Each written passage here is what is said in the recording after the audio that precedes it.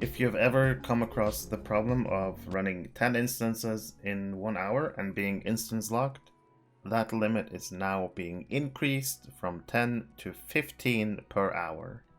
Update 31 brings a brand new expansion with a brand new area called Gundabad. Gundabad is found to the left of Elderslade. Outside Gundabad you have Kar Bronak, you have Welkin Lofts on like top of Gundabad, and inside the mountains Gundabad you find 5 different zones: Pit of the Stonejaws, Madrigard, Deep's Crave, Glooming Tarn, and Cloven Gap. You can go up top to Welkin Lofts from Cloven Gap, or you can go to Kar Bronak from the Pit of the Stonejaws. Now in this video I'm not going to be looking at the zones, but I will be releasing one video for each of the 7 new zones. I already released 2 zones with Madrigard and Pit of the Stonejaws, and I'm also going to be releasing the other zones in the coming days. Right now on beta there's also an instance you can run. It's a 3-man. I've already released a video from this instance, Den of Puglak, that you can check out. I'm not gonna be doing this in this video. New expansion, new level cap. Level cap has been increased to 140. With level 140, you now can use max 98 trade points in your trading. So people are gonna be able to do some different builds with 3 extra points to spend. And with that level increase comes a new virtue level cap. Virtues now go up to rank 78. With a new level cap comes increased stat caps. My crit is 510k. On live that would probably be around 20%, I would guess. At level 140 this is only 9%. So we can probably expect stat caps to be like 1 million, 2 million. The crit cap was 630k.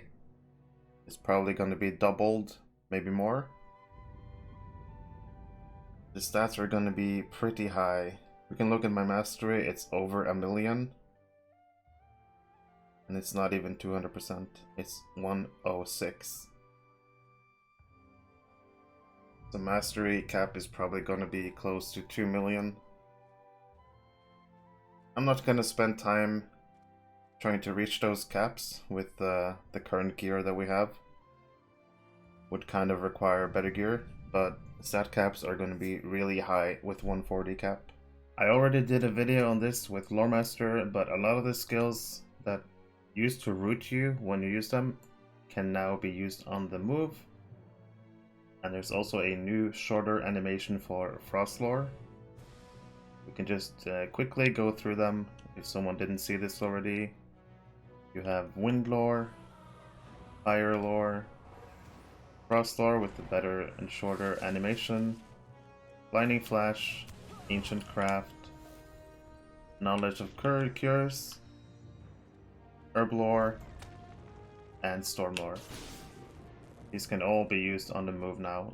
Probably a few others, but I haven't really looked too closely at all the skills. But this has changed for Loremaster. A really good buff to champions. The Deep Strikes Bleeds in Redline now have initial hits. You can see on my Ferocious Strikes.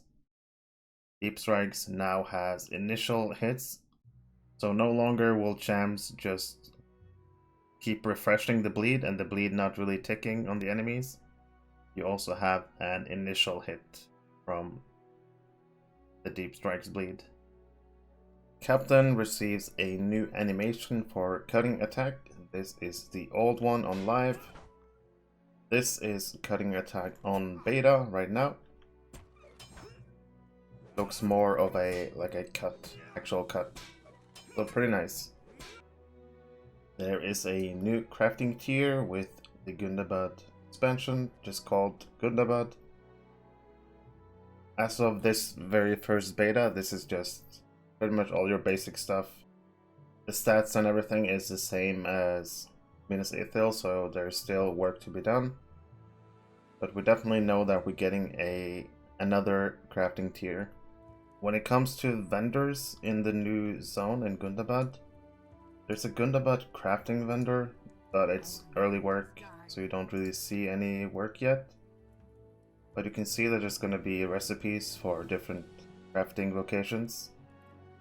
As of right now, there's nothing here, just placeholders.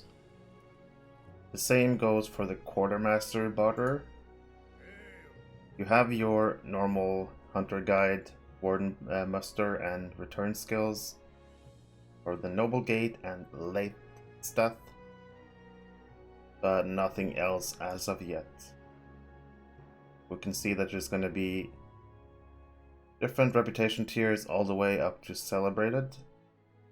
Maybe in future betas we'll get more items in here.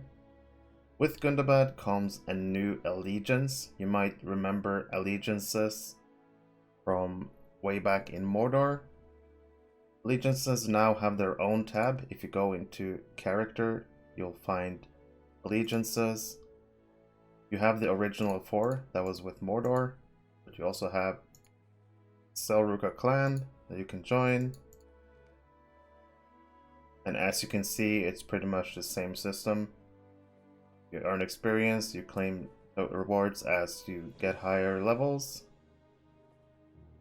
And as far as I know, there's going to be missions for the Allegiance specific missions for Allegiance system.